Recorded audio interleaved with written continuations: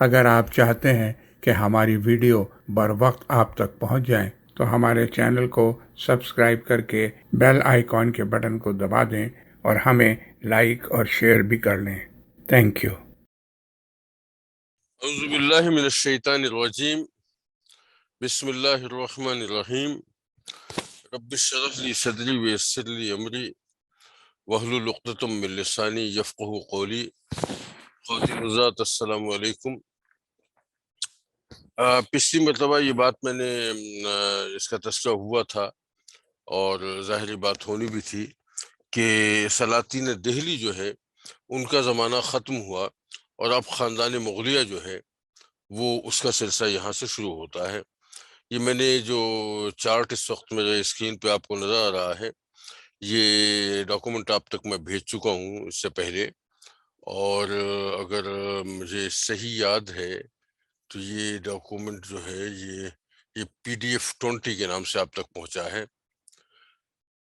خاندان مغلیہ کے سلسلے میں مختصر بات میں بات آگے کروں گا، لیکن فی الوقت دیکھ لیجئے کہ اس کی ابتدا ہوئی ہے بابر سے، ظہیر الدین بابر، پھر اس کا بیٹا نصیر الدین ہمایوں، اور پھر بیچ میں خاندان مغلیہ کا دور ختم ہو گیا۔ تو ایز میٹر فیکٹ یہاں پہ خاندان مغلیہ کی حکومت کا خاتمہ ہو گیا تھا، لیکن اس کے بعد پھر حالات کچھ ایسے ہوئے کہ ہمایوں نے دوبارہ کیپچر کیا اور دوبارہ مطلب کہ اس نے حکومت حاصل کی، اور پھر وہاں سے ایک طرح سے نئے سرے سے اس تو ہمایوں کو مطلب ایک طرح سے مغلیہ خاندان کا آدم ثانی کہنا چاہیے۔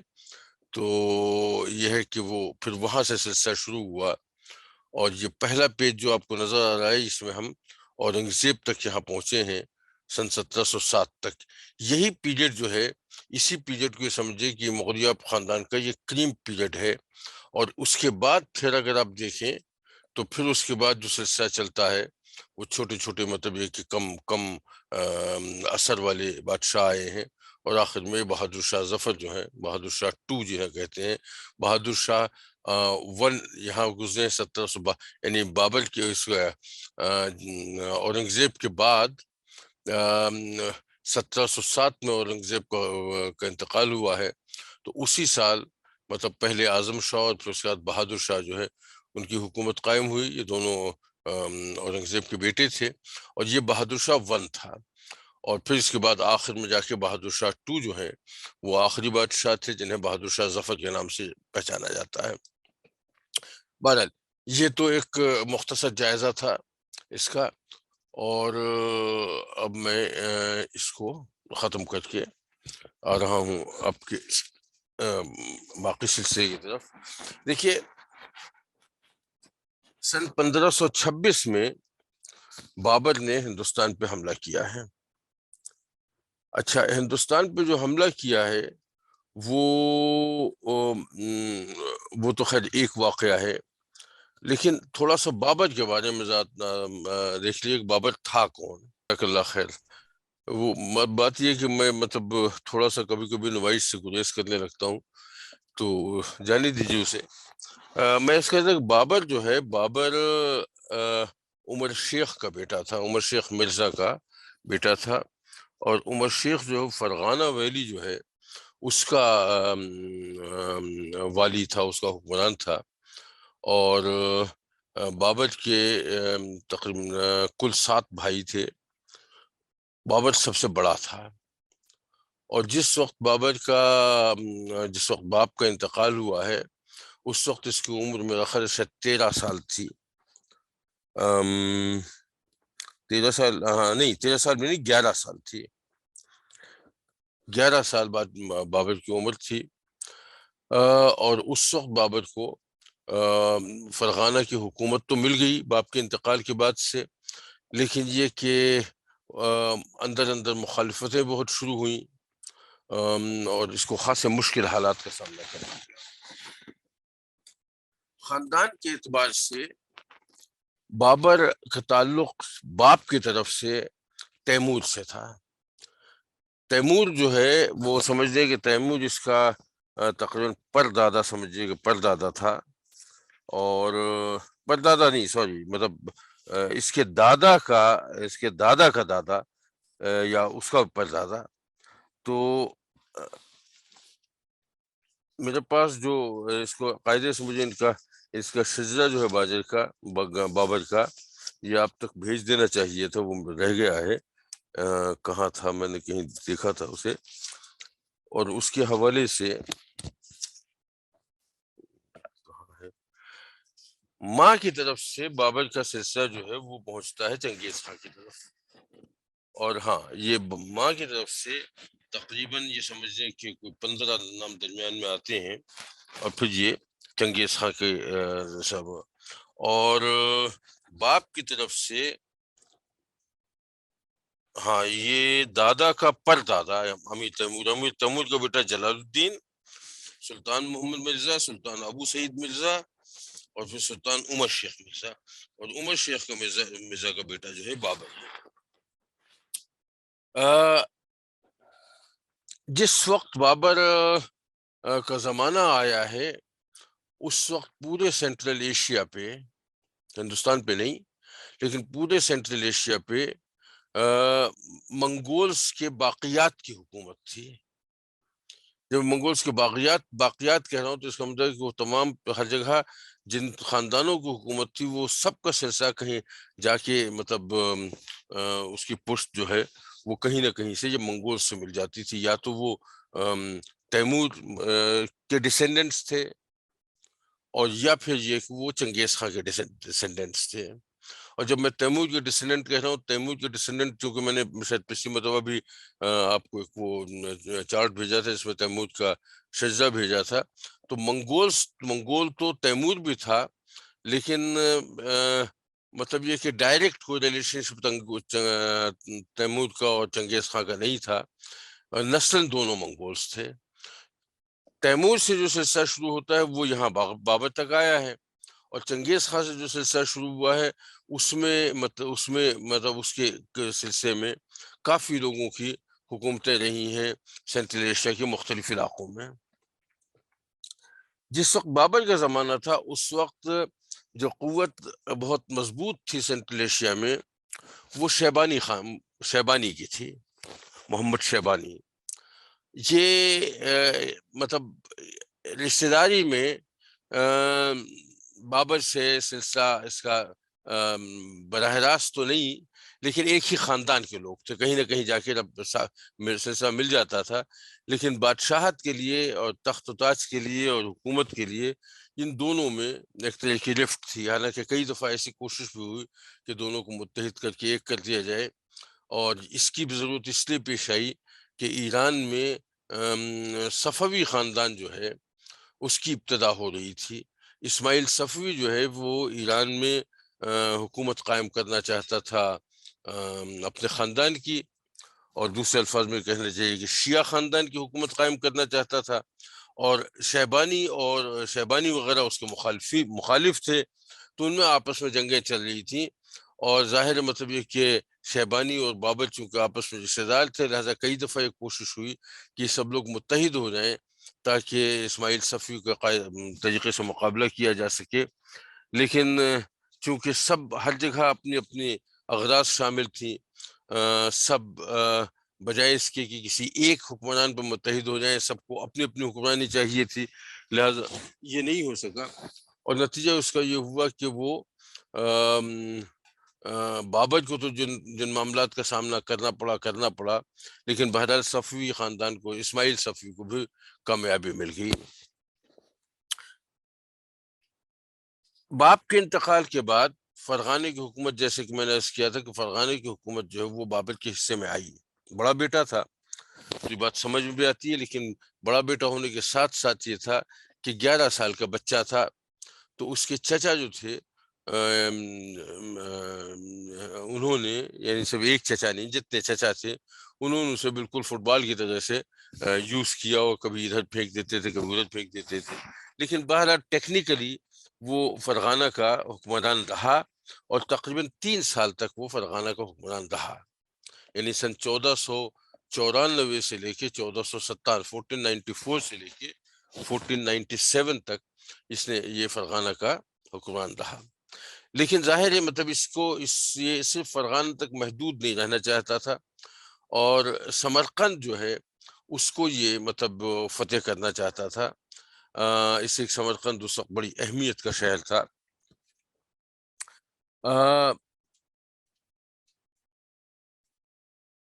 یہ خیال یہ ہے کہ نسلاً جو ہے، یعنی میں شجرہ تو میں نے بتا دیا، لیکن یہ علاقے جہاں جن علاقوں کی بات میں کر رہا ہوں، فرغانہ کی بھی اور سمرقند کی بھی، اور پھر اس کے بعد کہیں اس میں بخارا کا تذکرہ بھی آئے گا، یہ سب آج کل کا جو ازبکستان کا علاقہ ہے یہ سب وہاں پہ ہیں.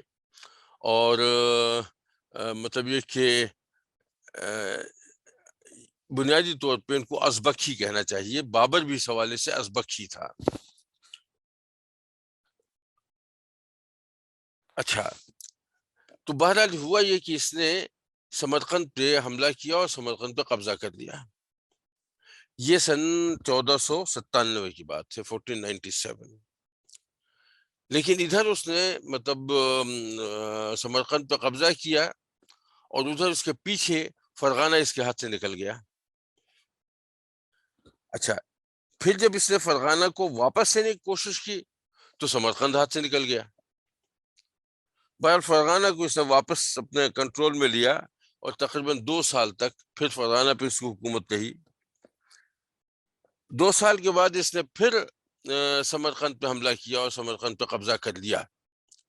اور پھر یہی ہوا کہ پیچھے فرغانہ جو اس کے ہاتھ سے پھر نکل گیا. لیکن اب جب وہ سمرقند سے واپس آیا تو فرغانہ اسے واپس نہیں مل سکا. تو نتیجہ ہوا کہ یہ نہ سمرقند کا رہا نہ فرغانہ کا رہا. اس دوران میں تقریباً یہ سمجھ لیں کہ 3 سال کا پیریڈ ایسا ہے جس میں بابر کی حکومت کہیں نہیں تھی. فرغانہ اس کے ہاتھ سے یہ سمجھ 1494 سے لے کے 97 تک فرغانہ اس کے پاس رہا. 97 سے 98 تک سمرقند رہا.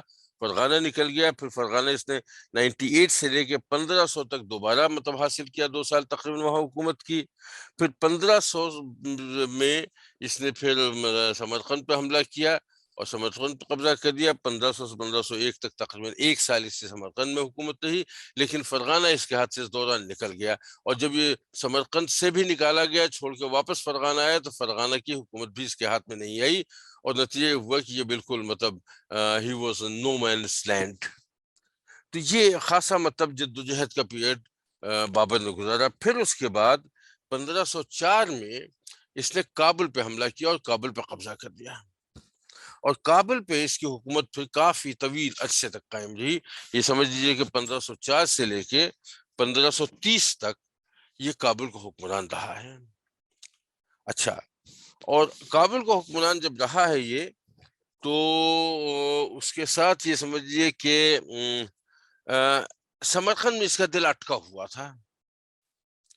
تو اس نے سمرقند پہ پھر قبضہ کیا، پھر حملہ کیا 1511 میں. اور پھر اس پر مطلب اس قبضہ تقریباً سے کر لیا. اور 1 سال تک اس میں 1 سال یا 1 سال سے کچھ کم پیریڈ رہا ہے.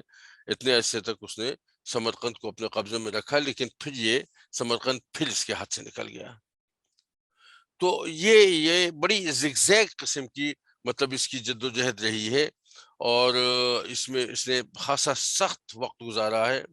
مستقل جنگ کی حالت میں رہا ہے. مستقل لڑائیاں ہوتی رہی ہیں. لیکن اس کا جو پازیٹیو پہلو ہوا وہ یہ ہوا کہ وہ اس نے اس سارے پیریڈ میں اس کو جنگی تجربہ بہت حاصل ہوا. نامساعد حالات میں زندہ رہنا اور اپنے لیے کوشش کرنا اس سے سیکھ لیا. اور یہی چیز بعد میں اس کے کام آئی. جس وقت یہ سمرقند سے نکل کے اور فرغانہ کی طرف واپس آ رہا تھا اور پتہ چلا کہ نہ سمرقند اس کے پاس رہا نہ فرغانہ اس کے پاس رہا، تو اس کے جو خاندان کی عورتیں تھیں، اس کی بیویاں اور اس کے جو والدہ وغیرہ جو تھیں، وہ سمرقند میں رہ گئی تھیں.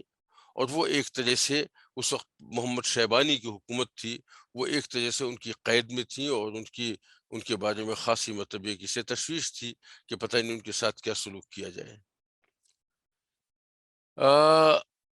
تو اس دوران میں اس کا رابطہ ہوا اسماعیل صفوی سے، جو شیبانی کے خلاف ایران میں اپنی حکومت قائم کرنے کے لیے جنگ کر رہا تھا، اور دونوں میں آپس میں مطلب ایک انڈرسٹینڈنگ ہو گئی، اور نتیجہ اس کا یہ ہوا کہ جب شیبانی کو شکست ہوئی اسماعیل صفوی کے ہاتھوں، تو اسماعیل صفوی نے اس کے خاندان کی لوگوں کو بڑی عزت و احترام کے ساتھ اور بڑی حفاظت کے ساتھ رکھا، اور اپنی حفاظت میں بابر کے پاس واپس بھیجوا دیا کابل میں، جہاں اس نے اپنی حکومت قائم کر لی تھی۔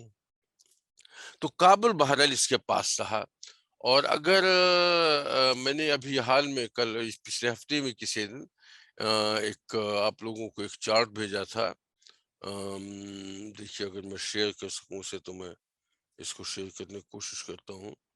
جی، یہ میرے خیال آپ بس مغل امپائر کا میپ آ گیا ہوگا۔ یہ جو گرین حصہ ہے، یہ اگر آپ یہ دیکھیں تو اس میں کابل یہاں ہے، غزنی ہے، قندھار ہے، اور اس کے ساتھ انڈس ویلی کا کچھ علاقہ ہے، ملتان تک کا ہے۔ یہ جو ہے یہ بابر کا ایک طرح سے حکمرانی کا علاقہ تھا، جہاں اس نے تقریباً 22 سال تک حکومت کی ہے، سن 1504 سے لے کے کیا کہتے ہیں سن 1530 تک 26 سال، 22 سال نہیں 26 سال اس نے اس علاقے میں حکومت کی۔ یہ اس کا مرکزی علاقہ تھا۔ پھر اس کے بعد جب اس نے ہندوستان پہ حکومت کا علاقہ کیا، تو یہ جو آپ کو مطلب کلر نظر آ رہا ہے، کیا کہیں گے اسے،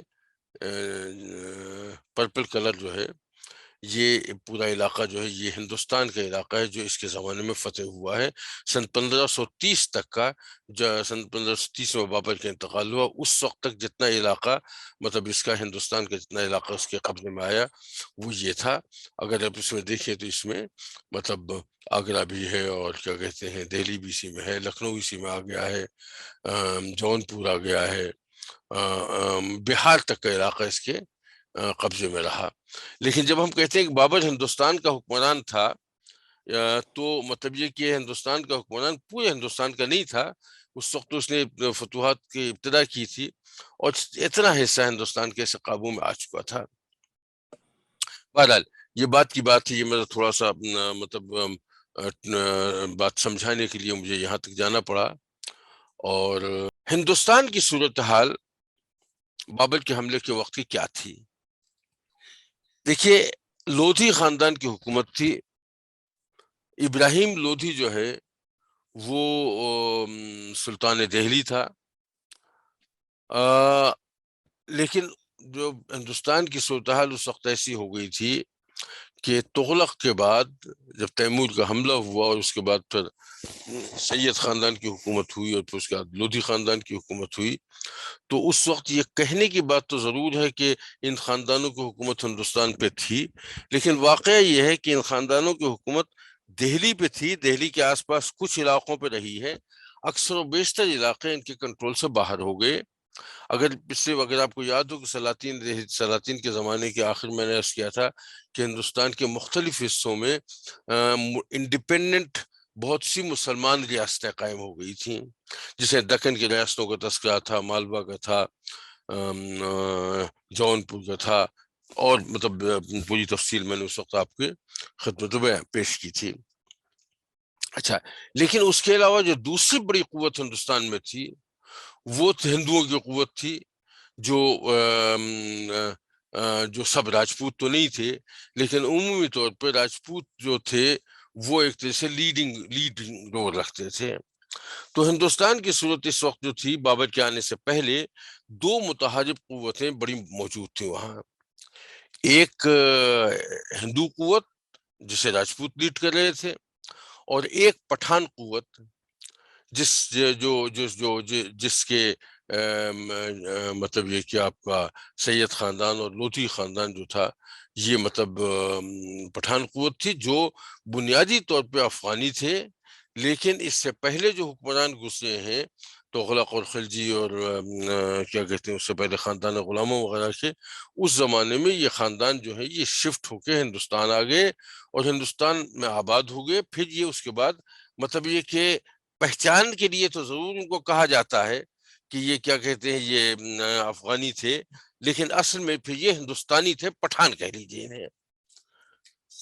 تو یہ مطلب یہ دو بڑی قوتیں تھیں اس وقت۔ ابراہیم لودھی کی حکومت تھی، لیکن ابراہیم لودھی طبیعتاً اتنا سخت مزاج تھا اور کچھ تھوڑا سا مطلب عوام الناس سے بھی کٹا ہوا تھا، بلکہ صرف عوام الناس سے کٹا ہوا نہیں تھا، بلکہ اس طرح سے تھا کہ اپنے اس کے جو عمرا تھے ان سے بھی بہت کٹا ہوا تھا، اپنی رعونت اور اپنے طرز حکومت کی وجہ سے۔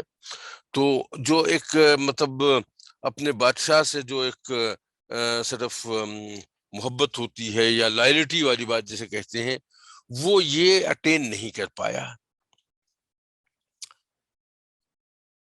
سو مچ سو کہ اس کا اپنا کزن اور اس کا اپنا چچا جو ہے، یعنی دولت لودھی اس کا کزن تھا، جو پنجاب میں جس کی حکمرانی تھی لودھی خاندان کے تحت تھی، اور جس کا چچا جو تھا عادل خان لودھی جو تھا، وہ بھی اس سے بہت برگشتہ ہوئے۔ تو نتیجہ یہ ہوا کہ دولت خان لودھی نے اور مطلب اور کچھ اور لوگوں نے مل جل کے عادل خان کو اس بات پہ راضی کیا کہ آپ کا رابطہ ہو سکتا ہے تو آپ اس وقت بابر جو ہے وہ مطلب یہ کیا سینٹرل ایشیا کے علاقے میں قابو نہیں پا رہا ہے وہاں اس میں، لیکن بہرحال کابل کا علاقہ اور اس کے آس پاس کا علاقہ اس کے پاس ہے، تو اس سے کہیے کہ یہاں کے ابراہیم لودھی پہ حملہ کریں۔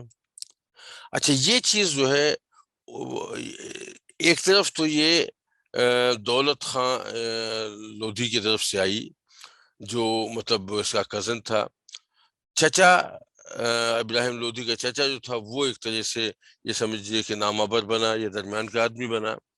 اچھا، دوسری جو بڑی قوت راجپوتوں کی تھی، وہ اس کا جو ایک طرح سے سربراہ کہنا چاہیے، لیڈنگ رول اس میں راجہ سنگرام کے پاس تھا۔ ابھی راجہ سنگرام جو ہے یہ تاریخ میں عام طور پر رانا سانگا کے نام سے مشہور ہے، یہ بھی ابراہیم لودھی کے مقابل تھا، لیکن ابراہیم لودھی سے یہ لڑ نہیں سکتا تھا، اتنی طاقت نہیں تھی کہ اسے یہ اطمینان ہو کہ میں جنگ کر کے اور ابراہیم لودھی کو شکست دے دوں گا۔ تو اس نے بھی رابطہ کیا کسی ذریعے سے بابر سے اور اسے دعوت دی ہندوستان پہ حملہ کرنے کی۔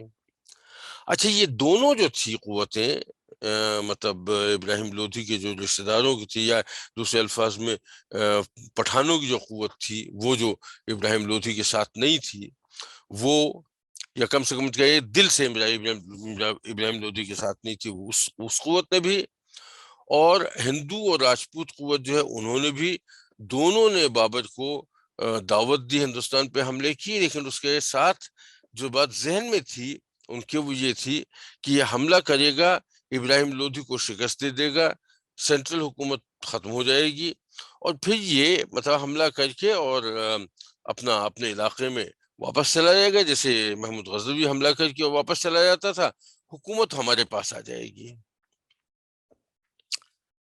لیکن جب بابر نے ہندوستان پہ حملہ کیا اور آہستہ آہستہ وہاں قدم جمانے شروع کیے، تو مطلب دولت خان کو یہ اندازہ ہوا کہ نہیں، یہ تو مطلب یہ ہمارے معاملے کی بات نہیں رہی، اس لیے یہ تو لگتا ایسا ہے کہ بابر یہاں حکومت قائم کرے گا اور ابراہیم لودھی کو ریپلیس کر کے اپنی حکومت قائم کرے گا۔ تو جب یہ اندازہ ہوا تو وہ بھی بابر کی مخالف قوتوں میں شامل ہو گیا، اور یہی بات ابراہیم لودھی کے چچا کے ساتھ بھی ہوئی۔ اچھا، رانا سانگا جو ہے اس کو اس جھگڑے سے کوئی واسطہ نہیں تھا، لیکن یہ توقع اسے بھی تھی کہ ابراہیم لودھی کی قوت توڑ کے بابر واپس چلا جائے گا، لیکن بابر جب واپس نہیں گیا تو پھر اس کے بعد اس کے یہاں کے معاملات بھی مختلف ہوئے۔ میں ابھی عرض کرتا ہوں، سن 1526 میں بابر نے ہندوستان پہ حملہ کیا۔ جب ہندوستان پہ حملہ کیا تو اس وقت دہلی پہ حکومت تھی ابراہیم لودھی کی، اور باوجود اس کے کہ اس کا جو دائرہ اختیار تھا وہ پورا ہندوستان نہیں تھا، بلکہ بہت محدود چند علاقے رہ گئے تھے. لیکن بہرحال مطلب یہ کہ وہ سلطان تو تھا، تو اس نے فوج اکٹھا کی اور خاصی بڑی فوج اکٹھا کی، جس میں کثرت جو ہے وہ ہاتھیوں کی تھی. اگر آپ کو یاد ہو تو جب حضرت عمر رضی اللہ تعالیٰ عنہ فوجیں ایران میں جنگ کر رہی تھیں اور ایران کی طرف سے ہاتھی جو ہیں وہ جنگ میں آئے تھے، ایک ایسا جانور جسے مطلب یہ کہ مسلمانوں نے سے پہلے مسلمان فوجوں نے دیکھا ہی نہیں تھا، یا دیکھا بھی تھا تو کم سے کم جنگ کے تو اس پر مرحلے پہ نہیں دیکھا تھا. تو وہاں انہیں بڑی دقتیں پیش آئی تھیں اور کافی شہادتیں اس کی وجہ سے ہوئی تھیں، کچھ وقتی شکستوں کا بھی سامنا کرنا پڑا تھا.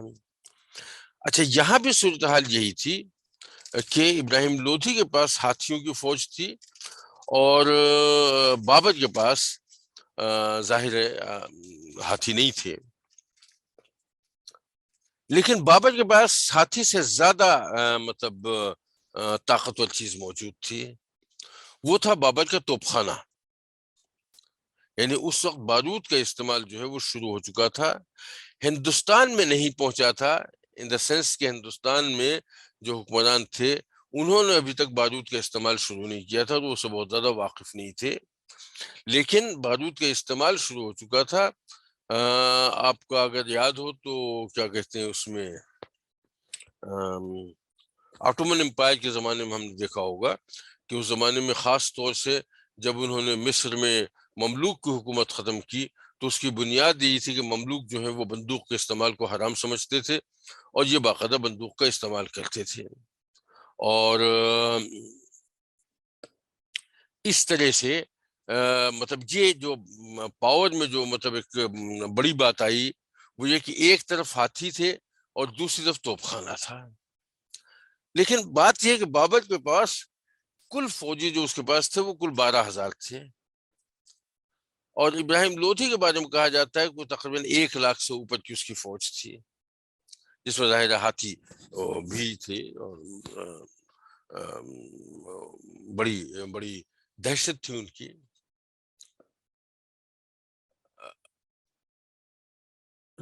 لیکن بابر کو پشت سے سپورٹ کرنے کے لیے، اس کی اپنی فوج تو 12,000 ہی کی تھی، لیکن پشت سے سپورٹ کرنے کے لیے ہندوستان کی اپنی فورسز تھیں جن کا رول اس وقت یہ تھا کہ وہ یا تو مطلب یہ کہ بابر کے ساتھ شریک ہو جائیں گے مدد کے لیے، اور یا پھر کم سے کم اتنا ہوگا کہ ابراہیم لودھی کی مدد بالکل نہیں کریں گے، اور اگر موقع ہوا تو ابراہیم لودھی کے ساتھ جو لوگ شریک ہیں ان کو بھی کسی طرح سے اس سے برجستہ کر دیں گے.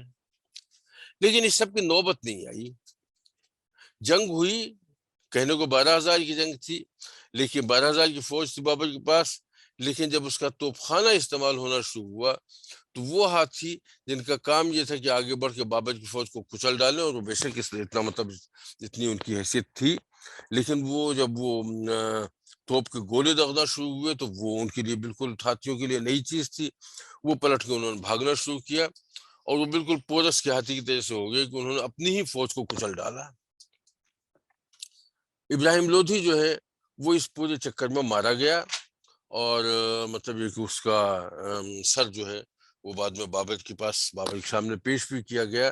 اور یہ جنگ جو ہے یہ بظاہر تو بہت بڑی جنگ لگتی تھی، لیکن بڑے مختصر وقت میں اس کا فیصلہ ہو گیا. یہ پانی پت کی پہلی جنگ تھی. پانی پت میں 3 لڑائیاں ہوئی ہیں، میں باقی 2 کا تذکرہ آگے چل کے کروں گا، لیکن یہ پانی پت کی پہلی جنگ تھی.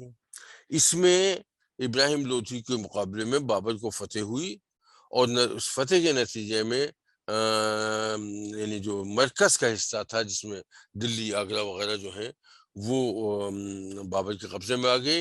ابتداً اس نے آگرہ کو اپنا کیپٹل بنایا اور باقی حصے کو مطلب وہاں سے بڑھ کے وہاں سے اس نے اپنا میں کنٹرول کیا یا ایکسپینشن کیا اس میں.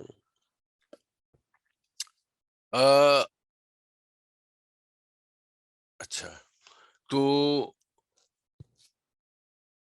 اس طرح سے بابر نے ہندوستان پہ اپنے قدم جمائے ہیں.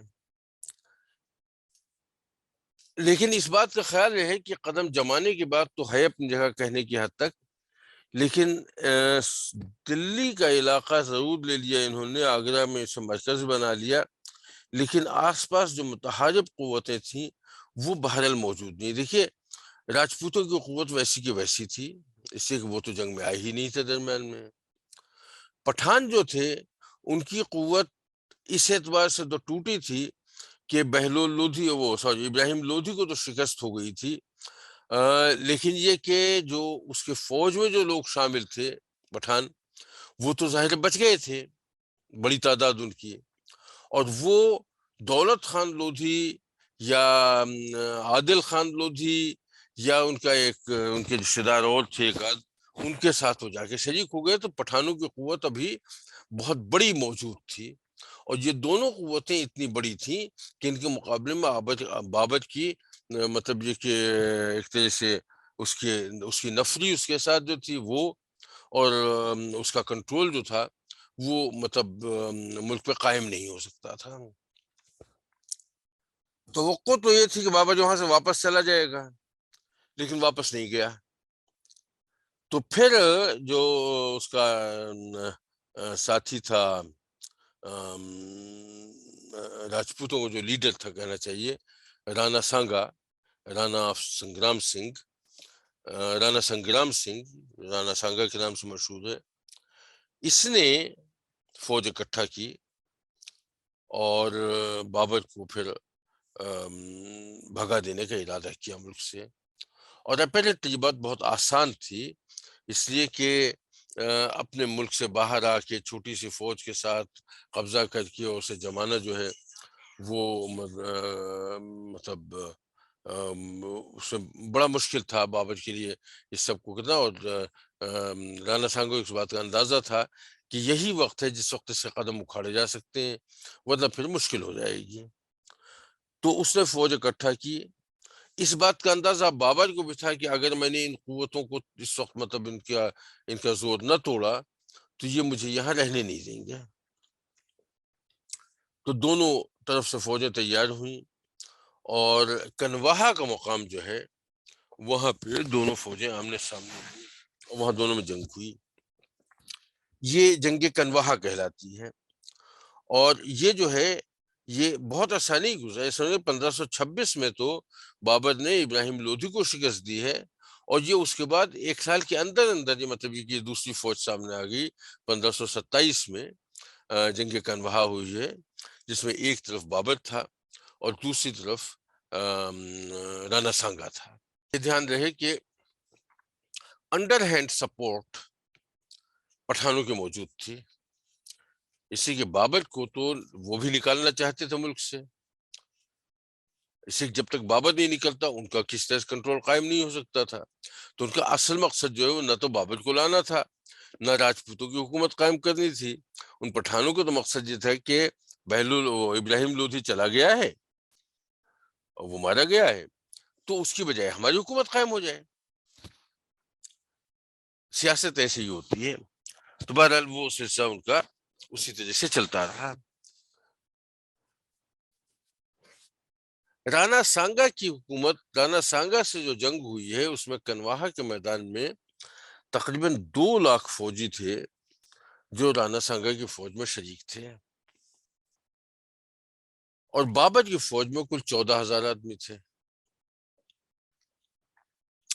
فرق صرف اتنا تھا کہ بابر کی فوج کی جو 14,000 آدمی تھے وہ بابر کے لائل لوگ تھے، لیکن ان سب کو بھی اندازہ تھا کہ ہمارا کوئی مقابلہ نہیں ہے، اور وہ بھی اپنا دل ایک طرح سے چھوڑ بیٹھے تھے کہ ہم اس فوج کا مقابلہ نہیں کر سکتے۔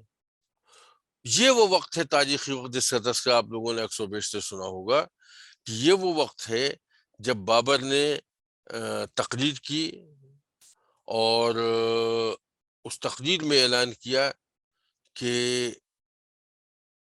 امت پہ تجیہ کے بڑا برا وقت پڑا ہے۔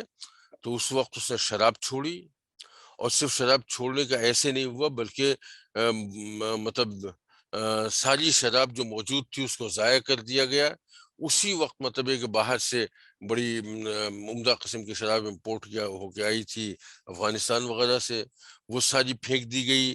شراب سے متعلق جتنے برتن تھے، ظروف وغیرہ، جام وغیرہ جو تھے، ساغر وغیرہ، سب کچھ وہ ان کو توڑ پھوڑ ڈالا گیا. اور وہاں سے بابر نے توبہ کی ہے کہ آج سے میں لہو و لعب سے توبہ کرتا ہوں، شراب سے توبہ کرتا ہوں. اور اپنی فوج کو باقاعدہ عرض کیا کہ اب یہ یہاں تخت یا تختہ والا معاملہ ہے، یہاں سے ہم لوگ یا تو زندہ جا نہیں سکیں گے، اور یا پھر ہم یہاں حکومت کریں گے، اور اسے جہاد سمجھا جائے. وہاں باقاعدہ اس نے جہاد کا اعلان کیا. اور یہ اس بات میں آسانی یہ ہوگی کہ مقابل فوج جو تھی وہ راجپوتوں کی فوج تھی، لہٰذا اس کو جہاد کے نام پہ مطلب وہ مانی بھی بنتے تھے. تو نتیجہ یہ ہوا کہ وہ دونوں میں جنگ ہوئی کنوہا کے میدان میں. اور یہ بڑی عجیب و غریب قسم کی جنگ ہوئی کہ اتنی بڑی فوج جو ہے وہ مطلب وہ جو ہے وہ ایک دن بھی بابر کی فوج کے سامنے نہیں ٹک پائی. اور کنوہا کے میدان میں رانا سانگا کو شکست ہوئی. اور یہی شکست جو ہے اصل میں جو ہندوستان پہ جو حکومت قائم ہوئی ہے مغلوں کی، وہ اصل میں ابراہیم لودھی کے اس سے نہیں ہوئی. وہ تو ایک فتح ہوئی اور ڈور اوپننگ ضرور تھی وہ، لیکن اصل میں ہندوستان میں جو مغلوں کی حکومت قائم ہوئی ہے وہ جنگ کنوہا میں رانا سانگا کی شکست کے بعد سے ہوئی ہے. اور اس جنگ نے یہ اندازہ کرنے پہ مجبور کر دیا لوگوں کو کہ اب بابر کو ہندوستان میں شکست دینے والی کوئی قوت نہیں رہی. پٹھانوں کی جو بڑی قوت تھی، مجتمع قوت جو تھی ابراہیم لودھی کے ساتھ، وہ بھی مطلب یہ کہ اپنا زور کھو بیٹھی. راجپوتوں کی جو قوت تھی جو اب تک استعمال نہیں ہوئی تھی، وہ بھی شکست کھا گئی. کچھ لوگ موجود تھے ابھی جن کا مطلب یہ کہ جن سے مطلب واسطہ تھا. ہندوؤں ہی میں راجا تھا چندیلی کا میدنی راؤ، جو رانا سانگا کے ساتھ شریک تھا اس کی مدد میں. وہ تھا، اس کی قوت اچھی خاصی تھی، لیکن بابر پھر وہاں رکا نہیں. جیسے ہی اس نے مطلب ایک کنواہا میں مطلب ایک کہ رانا سانگا کو شکست دی تو فوری طور پہ وہ آگے بڑھا. سن 1527 کی بات ہے جب رانا سانگا کو اس نے شکست دی ہے. اور پھر اس کے بعد جو جنگ ہوئی ہے چندیری میں، وہ میدنی راؤ سے وہ 1528 میں ہوئی ہے. اور یہ مطلب یہ کہ اس کو شکست دی، اس کے علاقے بابر کے قبضے میں آئے. اور پھر دوسرا جو ہے وہ مقابلہ ہوا بابر کا محمود لودھی سے. یہ محمود لودھی جو ہے یہ ابراہیم لودھی کا بیٹا تھا، اور بچی کچی قوت اس نے بھی مطلب اکٹھا کر لی. اور اکٹھا کر کے پھر یہ بھی جنگ یہ بھی جنگ ہوئی 1529 میں گھاگرا کے مقام پہ، اور بابر نے یہاں بھی فتح حاصل کی. سن 1530 میں روایت جو ہے اور جس کا تذکرہ تقریباً ہر کتاب میں ملتا ہے، وہ یہ کہ ہمایوں جو ہے بابر کا جو بڑا بیٹا تھا وہ شدید بیمار پڑ گیا، اور اسے مطلب ہے کہ اس کو حکیموں نے جواب دے دیا اس کے سلسلے میں کہ اب اس کے بچنے کی کوئی صورت نہیں ہے. اور جو روایتاً بات مشہور ہے وہ یہ کہ بابر نے دعا مانگی اللہ تعالیٰ سے کہ اللہ میری عمر جو ہے کہ میری اس بیٹے کو دے دی جائے، اور مطلب یہ کہ میں اپنی قربانی دینے کو تیار ہوں، اس بیٹے کو مطلب یہ کہ بچا لیا جائے. اور یہ کہہ کہ اس نے پلنگ کے گرد چکر لگائے ہیں، کچھ کہتے ہیں 3 چکر لگائے، کچھ لوگ کہتے ہیں 7 چکر لگائے. لیکن بہرحال جو بھی صورت ہے، لیکن یہ واقعہ ہے کہ اس کے فوراً بعد ہمایوں کی حالت جو ہے وہ ٹھیک ہونا شروع ہو گئی، اور بابر جو ہے اس کی حالت خراب ہونا شروع ہوئی، اور بابر جو ہے وہ بیمار ہو کے بستر سے لگ گیا. ہمایوں بالکل ٹھیک ٹھاک تندرست ہو گیا، اور بابر کا پھر اسی میں انتقال ہو گیا. یہ سن 1530 کی بات ہے. بابر کی پیدائش ہے 1483 کی، تو اس کا مطلب یہ ہوا کہ 43 ایئرز اس کی ایج تھی. تو تھوڑا سا مطلب اس سے جو بات نوٹ کرنے کی ہے کہ اگر 60-70 سال کا آدمی ہوتا تو یہ ہوتا ہے کہ بھئی ایسا، تو اس میں تھوڑی سی مطلب ٹیکنیکلی گنجائش یہ موجود تھی کہ بھئی میں تو اپنا کریم پیریڈ گزار چکا ہوں اور یہ جوان آدمی ہے، اس کو مطلب اگر حکومت دے، اس کو زندگی مل جائے تو اس کے آگے بہت بڑا پیریڈ ہے جو اسے میں دیکھ سکتا ہے۔ لیکن بابر خود 43 کا تھا یہ، اور یہ مطلب یہ کہ حکمرانوں کی پیک کا پیریڈ ہوتا ہے، اس وقت اس نے بہرحال مطلب یہ کہ اللہ تعالیٰ سے دعا مانگی، اور روایتاً جو روایتیں ہیں اس کے حوالے سے اس کی وہ دعا قبول ہوئی، اور اس طرح سے اس کا انتقال ہو گیا۔ پڑھا لکھا آدمی تھا، شعر و شاعری کا شوقین تھا۔ اس کی کتاب جو ہے تزک بابری جو ہے وہ بہت مشہور ہے، جس میں اس نے اپنے حالات بھی لکھے ہیں، اور اس زمانے کے تمام مطلب جو ایک طرح سے یوں سمجھیے کہ اس کی ڈائری تھی جو وہ لکھتا رہا ہے، جو بعد میں تزک بابری کے نام سے مشہور ہوئی۔ اس سے پہلے تزک تیموری کا تذکرہ آپ نے سنا ہوگا، تیمور نے بھی اپنی اسی قسم کی ڈائری جو ہے اس کو لکھوا کے شائع کیا تھا، تزک تیموری کہلاتی تھی، یہ تزک بابری ہوئی۔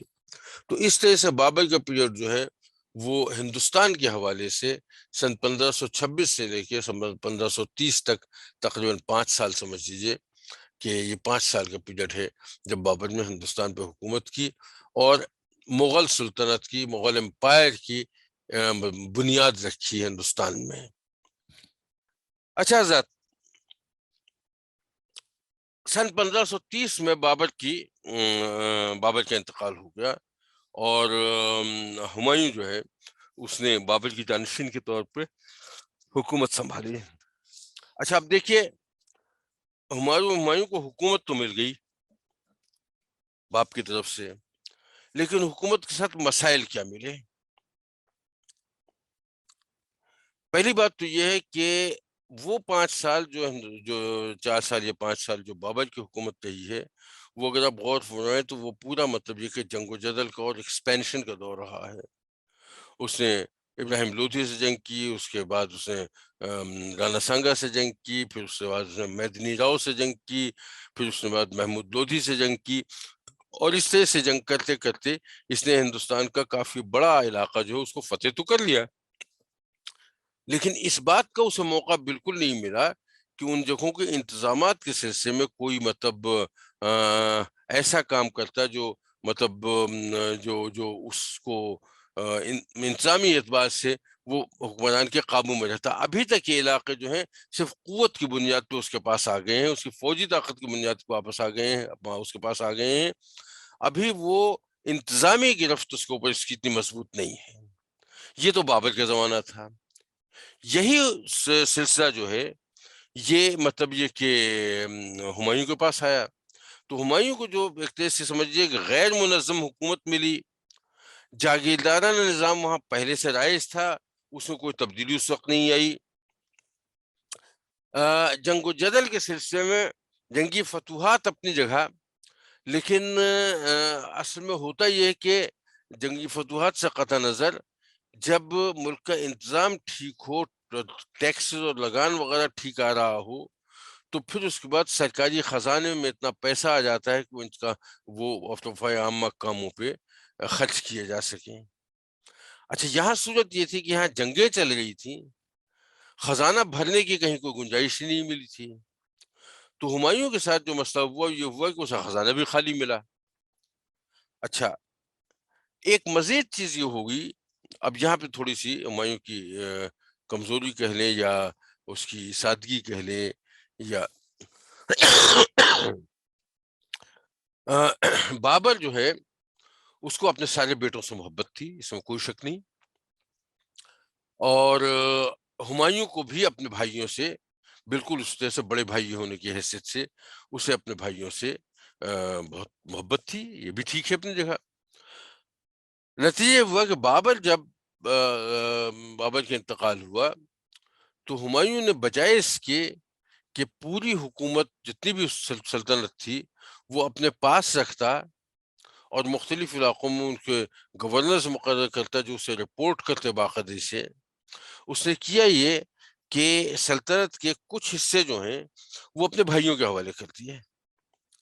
مثال کے طور پہ کیا کہتے ہیں پنجاب کا، اس کے 3 بھائی تھے، ایک کامران، ایک ہندال اور ایک عسکری. سندھ کا علاقہ اس نے عسکری کو دے دیا. کابل کا علاقہ جو تھا وہ کامران کے حوالے کر دیا. اور غالباً پنجاب جو ہے وہ ہندال کے پاس آیا یا عسکری کے پاس آیا، مجھے صحیح یاد نہیں، لیکن بہرحال یہ بھائیوں میں سے کسی کے پاس چلا گیا. اچھا، اب جب یہ 3-4 حکمران ہو گئے تو پریکٹیکلی ہندوستان کی جتنی حکومت آپ نے کیپچر کی تھی وہ 4 حصوں میں تقسیم ہو گئی. اچھا، اگر حکومت ہمایوں اس طرح سے کرتا ہے کہ خود کو اپنا بادشاہ ڈکلیئر کر کے ان کو اپنا نائب کے طور پر مقرر کر دیتا تو بات دوسری تھی. یہ عملاً اس نے حکومت کے ٹکڑے کر دیے. تو اسی کا نتیجہ ہوا کہ جب مطلب یہ اسے ضرورت پڑی مدد کی تو کس طرف سے مدد نہیں آ سکی.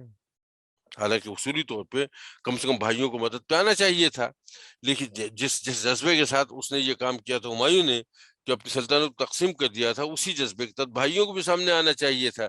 لیکن اس طرح سے بھائی سامنے نہیں آ پائے. اس کی اپنی وجوہات ہیں، اس کو ہم اس پر موقع آئے گا تو اس وقت بات کریں گے. اچھا، دوسری چیز یہ کہ مغل جو تھے، دیکھیے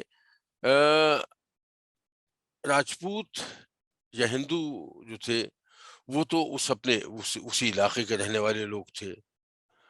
افغان جو تھے، پٹھان، وہ جو ہے وہ اس علاقے کے لوگ بنیادی طور پر تو نہیں تھے، لیکن ایک طویل عرصہ پہلے وہ یہاں آ کے رہائش اپنی اختیار کر چکے تھے، اور رہائش اختیار کرنے کے ساتھ وہ یہاں کے سوسائٹی میں ایک طرح سے ضم ہو گئے تھے. تو اس وقت جو صورت تھی ہندوستان کی وہ یہ ہے کہ وہ ہندوستان میں جو مسلمان پہلے سے موجود تھے، جن میں اکثریت افغان کی تھی، اور جو ہندوستان جو ہندو تھے، یہ دونوں ایک مطلب یہ ایک فیبرک کا حصہ بن چکے تھے. بابر کی حیثیت ایک ایلین کی تھی، جو ایک ایسی فوج، ایک ایسی حکومت جو باہر سے آ گئی ہو. یعنی بالکل اسی طرح سے سمجھ لیں، میں حالانکہ اس بات کو مثال دیتے ہوئے یہ معاملہ ڈسپیوٹڈ بھی بن سکتا ہے، لیکن بہرحال جیسے مثال کے طور پہ پاکستان میں 2 پارٹی سسٹم چل رہا تھا. مسلم لیگ نون اور پیپلز پارٹی، کبھی حکومت ان کے پاس چلی جاتی تھی، کبھی ان کے پاس چلی جاتی تھی، کبھی پھر ان کے پاس آ جاتی تھی، پھر ان کے پاس چلی جاتی تھی. اس میں ایک تھرڈ ایلین فورس آ گئی درمیان میں، اور اس کو جو جن مسائل کا سامنا ہے وہ نظر آتے ہیں آپ کو. اس سے قطع نظر کہ مطلب جو آپ اس کی حمایت کرتے ہوں یا مخالفت کرتے ہوں، لیکن یہ کہ یہ بالکل ایلینیشن والا معاملہ نظر آ رہا ہے سامنے. یہی صورتحال جو ہے یہ بابر کی یا بلکہ کہنا چاہیے مغلوں کی صورتحال یہ تھی. مغل اس وقت مطلب ایلین تھے، تو پاپولیشن میں بہت مقبول نہیں تھے، اور مقبول نہ ہونے کی جو وجہ بنیادی طور پہ تھی، ایک تو ایلین تھے بھی، اور پھر یہ جب انہوں نے حکومت قائم کی تھی تو اگر حکومت قائم کرنے کے ساتھ ساتھ انہیں اتنا موقع مل جاتا کہ یہ اصلاحات بھی کر لیتے تو ممکن تھا عوام الناس جو ہے ان کو اپنے لیے بہتر سمجھنے لگتے. لیکن وہاں تک پہنچنے کا ابھی تک انہیں موقع ہی نہیں ملا. تو یہ مطلب ایک طرح سے غیر مقبول حکمران تھے ہمایوں کی زمانے تک. اچھا، پھر بابر کی حد تک تو بات ٹھیک ہے کہ بابر سے یہ لوگ بہت زیادہ مطلب فوج جو تھی اس کی وہ بابر کی بہت لائل تھی، اور اس نے بابر کے کہنے پہ، بابر کے اس پر مطلب بڑا وہ جو ہے بڑی شجاعت سے کام لیا تھا، اور بہت ہی بہادری کے ساتھ جنگیں لڑی تھیں. لیکن جو لائلٹی بابر کے ساتھ تھی وہ لائلٹی ہمایوں کے ساتھ نہیں تھی. اس لیے عام طور پہ آپ نے دیکھا ہوگا کہ مطلب اب ہمایوں کے تو مطلب بابر کے تو 4 بیٹے تھے، تو اس کی فوج کے کچھ لوگ جو ہیں وہ ہمایوں کے حامی ہوں گے، کچھ جو ہے کامران کے حامی ہوں گے، کچھ جو ہیں وہ ہندال کے حامی ہوں گے، اور کچھ عسکری کے حامی ہوں گے. تو وہ جو فوج جو بابر سے 100% لائل تھی وہ ہمایوں کے ساتھ اس وقت تک لائل نہیں ہو پائی تھی جس وقت مطلب ہمایوں کو حکومت ملی. تو اس میں ایک طرح سے سرکشی کا عنصر موجود تھا. یعنی اگر ہمایوں حکم دیتا ہے اور فوج کا ایک حصہ کہتا ہے کہ نہیں میں تو عسکری کی بات مانوں گا یا میں تو کامران کی بات مانوں گا، تو مطلب یہ کہ یہ تو بالکل حکومت دولی کے یہاں تک نوبت نہیں پہنچی، لیکن بس سرکشی کے آثار ہر جگہ. تو وہ جو ایک طرح سے لائل فوج کو کنٹرول کرنے والا معاملہ تھا وہ ہمایوں کے ہاتھ میں نہیں تھا. یہ اسے مطلب ایک طرح سمجھیے کہ ہمایوں کو یہ ڈس ایڈوانٹیجز ملے حکومت کے ہاتھ آ جانے کے ساتھ ساتھ. اچھا، ہمایوں پر ذاتی طور پہ بہت پڑھا لکھا آدمی تھا، کتابوں سے اسے عشق تھا، اور وہ مطلب یہ کہ ایک طرح سے بہت زیادہ مطالعہ کرنے والا آدمی تھا. یہ سب تو تھا، لیکن ایک عادت قبیحہ بھی اس کے اندر موجود تھی. شراب وغیرہ کا تذکرہ تو اس کے ساتھ نہیں آتا، لیکن وہ افیم کا عادی تھا. اچھا، ہم جب آج افیم کی بات کرتے ہیں تو ہمیں بہت ہی ناگوار گزرتا ہے کہ ایسا کیسے ہو سکتا ہے کہ اس شخص جو ہے وہ افیمچی ہو یا افیم کا عادی ہو. لیکن اس وقت مطلب یہ کہ افیم کا نشہ اتنا برا نہیں سمجھا جاتا تھا، اور وہ مطلب یہ کہ سرور کی کیفیت کے لیے ایک طرح سے عام تھا. چائنا تو آپ جانتے ہیں، چائنا میں تو مطلب افیم رائج تھی ہی بہت زیادہ، لیکن پورے ہندوستان میں بھی ہمارے اپنے زمانے میں مطلب ہم سے ایک نسل دو نسل پیچھے کے لوگ جو ہیں، ان میں سے آپ کو اکثر لوگوں کے بارے میں ملے گا کہ وہ اس کے شوقین تھے، استعمال کرتے تھے. یہ الگ بات ہے کہ ایسا نہیں تھا کہ اتنے دھتی تھے کہ وہ بالکل کسی وقت ہوشی میں نہیں رہتے تھے، ہر وقت افیم کے نشے میں پڑے رہتے تھے. نہیں، ایسا بالکل نہیں تھا. لیکن یہ ہے کہ تھا. اگر آپ کو یاد ہو پنڈت رتن ناتھ سرشار کا جو ناول تھا، کیا نام تھا، فسانہ آزاد، اس میں میاں خوجی کا کردار ہے اور کتنے لوگوں کا کردار ہے، ان میں سے اکثر لوگ جو ہیں وہ افیم کے عادی تھے. تو اس اعتبار سے میں مطلب یہ جسٹیفائی نہیں کر رہا ہوں کہ وہ جو کر رہا تھا وہ بہت اچھا کر رہا تھا. میں جو بات کہنا چاہتا ہوں وہ کہ اس وقت کے معاشرے میں افیم کا استعمال اتنا برا نہیں سمجھا جاتا جتنا اب سمجھا جاتا ہے. اچھا، لیکن بہرحال مطلب یہ کہ وہ ایک کیفیت تو ایسی ہوتی تھی کہ جتنی دیر آدمی اس کے نشے میں رہتا تھا وہ دنیا و مافیا سے بالکل غافل ہوتا تھا. تو یہ ہمایوں کے ساتھ یہ ایک کیفیت، یہ قباحت اس کے ساتھ موجود تھی. یہ برائی تھی، اسے برائی ہی سمجھنا چاہیے. بس اسی حد تک سے سمجھ. تو یہ چیزیں جو ہیں یہ مطلب یہ کہ اس کو ہمایوں کے حکومت کے ساتھ ساتھ اس کے پاس آئیں. 10 سال تک اس نے حکومت کی، سن 1530 سے لے کے سن 1540 تک. اور پھر اس کے بعد اسے مطلب اس کا مقابلہ ہوا شیر خان سے، اور جو اس وقت بنگال کا حکمران تھا، اور اس کے تحت بالکل نہیں تھا. اسے کہ اگر آپ غور فرمائے تو بنگال جو ہے وہ تو بابر کی جو سلطنت ہے اس کے تحت تھا ہی نہیں. تو نتیجہ ہوا کہ اسے بنگال سے شیر خان سے اس کو ریزسٹنس کا سامنا کرنا پڑا. پھر جنگیں ہوئیں، اور سن 1540 میں اسے شکست ہوئی، اور ایسی شکست ہوئی کہ اسے مطلب ہندوستان سے بھاگنا پڑا. اس دوران وہ ہندوستان سے مطلب دہلی چھوڑ چھاڑ کے وہاں سے بھاگا، پنجاب پہنچا. پنجاب میں اپنے بھائی سے اسے امید تھی کہ وہ وہاں سے اسے مدد مل جائے گی، اور وہاں رہ کے وہ اپنا مطلب قوت کو مجتمع کر سکے گا. اچھا، بھائی کو فوجی طور پہ یہ بات محسوس اس سے ہوئی کہ اگر یہاں یہ آ گیا اور یہاں اس نے اپنے مطلب قوت حاصل کر لی تو پھر یہ علاقہ میرے ہاتھ سے نکل جائے گا. تو بھائی نے کوئی سپورٹ نہیں دی، وہاں سے بھی اسے بھاگنا پڑا. اور مطلب یہ کہ بڑی قسم و پرسی کے عالم میں اس کا کافی عرصہ جو ہے وہ اسی طرح سے گزرا ہے. اور بلکہ یہ سمجھیے کہ اسی دوران میں غالباً 42 میں یا 43 میں جو ہے اس کا کیا کہتے ہیں اس کے یہاں بیٹے کی پیدائش ہوئی، اکبر کی. اور اکبر جو ہے وہ مطلب یہ کہ عمر کوٹ کے مقام پہ، سندھ میں عمر کوٹ ایک جگہ ہے، وہاں اس کی دوران سفر مطلب اس کی ولادت ہوئی ہے. تو یہ غالباً 1542 کی بات ہے، یا دیکھیے میں ابھی اس کا چیک کر لوں گا. بہرحال تو 1542 سے میرا خیال 1542 کی بات ہے. تو 1542 میں یہ اکبر پیدا ہوا ہے اور یہ کسی طرح سے بھاگا ہے وہاں سے، اور بھاگ کے اس کے باپ کے جو مراسم رہے ہیں تھے صفوی خاندان سے ایران کے، تو اس نے ایران میں جا کے پناہ لی ہے. اس وقت اسماعیل صفوی جو ہے، جو بابر سے جس کا زیادہ ربط رہا تھا، اور جس نے محمد شیبانی کو شکست دے کے صفوی خاندان کی حکومت کی ابتدا کی تھی، اس کا انتقال ہو چکا تھا، اور اس کا بیٹا جو ہے وہ طہماسپ وہ بادشاہ تھا. تو یہ شاہ طہماسپ کے پاس اس نے جا کے پناہ لی. اس نے بڑی عزت کے ساتھ اسے قبول کیا اپنے ہاں، اور 15 سال تک اپنے ہاں رکھا.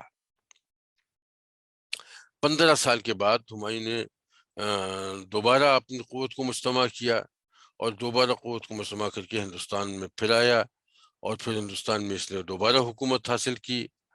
اور دوبارہ حکومت حاصل کرنے کے بعد بس صرف یہ ہوا کہ چند مہینوں کی حکومت تھی اس کی، حادثاتی طور پہ وہ سیڑھیوں سے گر کے اور سر کے بل گرا فرش پہ، اور اس میں اس کی ڈیتھ ہو گئی. حادثاتی طور پہ تو تھا، اس میں کوئی شک نہیں، لیکن یہ تھا کہ وہ اپنا لائبریری کی سیڑھیوں سے اتر رہا تھا، دونوں ہاتھوں میں کتابیں تھیں، اور وہاں کسی وجہ سے مطلب کہ پیر پھسلا، اور وہ مطلب کہ چونکہ دونوں ہاتھ اس کے پہلے سے مصروف تھے تو وہ جو ایک استداری کیفیت ہوتی ہے خود کو بچانے کی، جبلی کیفیت ہے، وہ اس کو شاید استعمال نہیں کر پایا، اور اس طرح سے وہ مطلب یہ کہ اس پوزیشن میں گرا کہ وہ بچ نہیں سکا اس کے بعد. تو اس طرح سے ہمایوں کا پیریڈ ختم ہوا ہے. بیچ میں میں نے ابھی تک سوری خاندان کا ذکر نہیں کیا، اس کا اس کا ذکر میں انشاءاللہ آپ کروں گا. لیکن یہ کہ چاہا میں نے یہ کہ بابر اور ہمایوں کا پورا پیریڈ جو ہے اس کو میں مطلب یہ کہ بیان کر دوں، اور انٹرپشن جو بیچ میں شاہ سوری کی اس کا گفتگو میں الگ سے کروں. دیکھنا مجھے صرف یہ کہ وقت میرے پاس کتنا ہے، نہیں وقت نہیں ہے.